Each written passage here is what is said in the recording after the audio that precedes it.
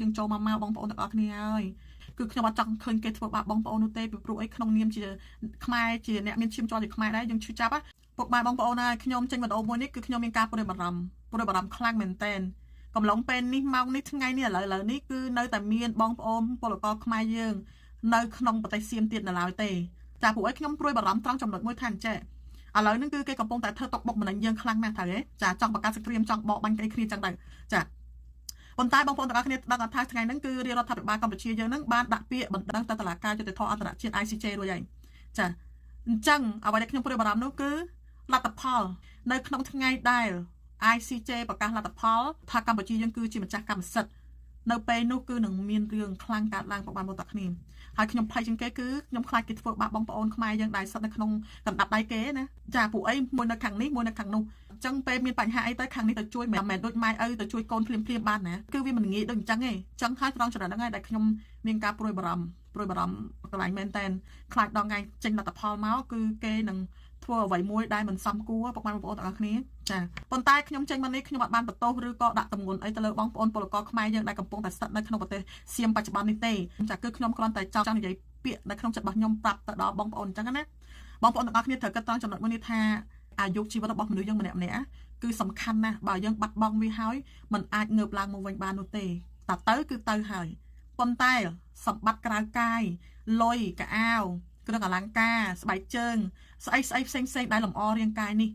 គឺយើងអាចរកបានលុះត្រាណាបងប្អូននៅមានជីវិតបើបាត់បង់ជីវិតហើយយើងចប់ហើយតែអ្វីគឺត្រូវរលាយសាបសូន្យទៅតាមយើងដូចគ្នាអញ្ចឹងអត់មានអីច្រើនទេគ្រាន់តែខ្ញុំចង់និយាយពាក្យក្នុងចិត្តកន្លែងហ្នឹងព្រោះអីខ្ញុំឃើញនៅមានបងប្អូនយើងច្រើនដែលអត់តន់ចេញមកទេចាអត់តន់ចង់ចេញមកទេគឺគាត់កំពុងតែនៅរលុយក៏ដូចជាគិតថាមកដល់ស្រុកយើងវិញហ្នឹងគ្មានរកអីបានអញ្ចឹងណាប្រាក់ខែបានថោកបានអីអញ្ចឹងណាដល់ដំណាក់កាលនេះអាយុជីវិតគឺសំខាន់ជាងប៉ុន្តែអ្វីដែលសំខាន់គឺរដ្ឋាភិបាលយើងបានប្រកាសក្តែងហើយថានឹងជួយសម្របសម្រួលជួយបងប្អូនដែលគាត់បានវត្តត្រឡប់ចូលមកក្នុងស្រុកវិញហ្នឹងចាលើកឧទាហរណ៍មួយដូចនៅក្នុងខេត្តបៃលិនកាលពីម្សិលមិញហ្នឹងគឺបានបង្ខំថារដ្ឋបាលខេត្តបៃលិនសូមជម្រាបជូនបងប្អូនពលករខ្មែរមានបំណងវត្តត្រឡប់មកស្រុកកំណើតវិញសូមមេត្តាជ្រាបក្រុមការងារខេត្តមន្ទីរការងារខេត្តរងចាំជួយសម្របសម្រួលបងប្អូននៅច្រកទ្វារអន្តរជាតិព្រំខេត្តបៃលិនក្រុមការងារទទួលចុះឈ្មោះផ្ដល់ការងារជូននិងត្រៀមរថយន្តក្រុងជូនបងប្អូនដល់ទីលំនៅឋានតាមគ្រប់ខេត្តក្រុងតែម្ដងរដ្ឋបាលខេត្តបៃលិនសូមជម្រាបជូនបងប្អូនពលករខ្មែរមានបំណងវិលត្រឡប់មកស្រុកកំណើតវិញសូមមេត្តាជ្រាបក្រុមការងារខេត្តមន្ទីរការងារខេត្តរងចាំជួយសម្របសម្រួលបងប្អូននៅច្រកទ្វារអន្តរជាតិព្រំខេត្តបៃលិនក្រុមការងារទទួលចុះឈ្មោះផ្ដល់ការងារជូននិងត្រៀមរថយន្តក្រុងជូនបងប្អូនដល់ទីលំនៅឋានតាមគ្រប់ខេត្តក្រុងតែម្ដងករណីបងប្អូនពលករខ្មែរកំពុងតែស្ថិតនៅក្នុងប្រទេសថៃជួបបញ្ហាមិនទាន់បើកប្រាក់គ្មានមធ្យោបាយធ្វើដំណើរមកដល់ព្រំដែនកម្ពុជាយើងតែមានបំណងចង់វិលត្រឡប់សូមធ្វើការទំនាក់ទំនងតាមលេខទូរស័ព្ទដូចខាងក្រោម097 579 78 78 088 369 66 ក្រុមការងាររងចាំជួយសម្របសម្រួលជូនបងប្អូនខ្មែរយើងជានិច្ចអញ្ចឹងនេះគឺជាការធានាមួយចាចេញពីរដ្ឋបាលខេត្តបៃលិនចុះនៅមានការធានាផ្សេងទៀតចេញពីរដ្ឋាភិបាលយើងជាពិសេសគឺមានការធានាឬជាស្រេចទៅហើយចេញមកពីសម្ដេចមហាបវរធិបតីហ៊ុនម៉ាណែតទៀតនោះក៏ដូចជាសម្ដេចតាតេជោហ៊ុនសែនផងដែរនោះអញ្ចឹងបងប្អូនទាំងអស់គ្នានៅស្ទាក់ស្ទើរត្រង់ណាទៀតតែពេលនេះម៉ោងនេះគឺអាយុជីវិតសំខាន់ជាងចារឿងលុយកាក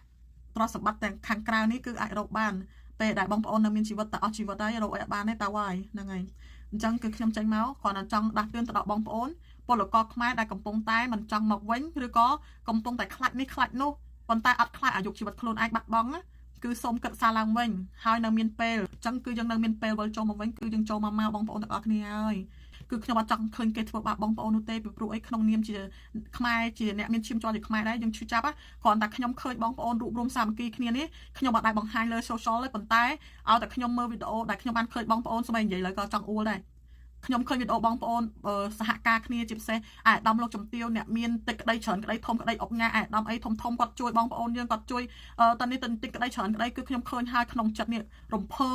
ើបនឹងអួលឈួលចំោះហូរទឹកភ្នែកមកដោយក្តីរំភើបរីករាយគឺក្នុងចិត្តមានក្តីសោកតែម្ដងតែបើពេលខ្ញុំឃើញជនជាតិគេមកធ្វើបាបបងប្អូនខ្មែរគ្នាឯងហើយខ្ញុំឈឺណាបងប្អូនខ្ញុំឈឺតែប៉ុន្តែខ្ញុំមិនអាចទៅស្រែកកោកខ្ញុំមិនសុខចិត្តទេ ខ្ញុំសុខចិត្តទេតាគឺខ្ញុំអាចធ្វើអញ្ចឹងបានទេ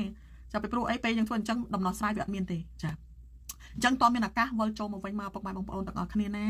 ហើយខ្ញុំសុំទោសផងដែរបើសិនជាវីដេអូមួយនេះគឺមានពាក្យពេចន៍កន្លែងណាមួយដែលខ្ញុំនិយាយទៅមិនសមរម្យឬមិនគួរក៏បីកន្លែងណាមួយខ្ញុំគ្រាន់តែចង់និយាយបញ្ចេញពីអារម្មណ៍ពិតរបស់ខ្ញុំជូនទៅដល់បងប្អូនពលករខ្មែរយើងដែលកំពុងតែមិនទាន់វិលចូលមកស្រុកវិញឲ្យបានជ្រាបបានដឹងតែប៉ុណ្ណោះអរគុណច្រើនសូមបួងសួងដល់វត្ថុស័ក្តិសិទ្ធិទេវតាទាំងឡាយទាំងពួងការពារទឹកដីកម្ពុជាការពារពិភពលោកមួយនេះសូមឲ្យតាមការពារថែរក្សាបងប្អូនខ្មែរយើងទាំងអស់ក៏ដូចជាមនុស្សសត្វលោកទាំងអស់ឲ្យរួចផុតពីទុក្ខបានក្តីសុខឲ្យរួចផុតពីទុក្ខបានក្តីសុខឲ្យរួចផុតពីទុក្ខបានក្តីសុខទាំងអស់គ្នាអរគុណច្រើន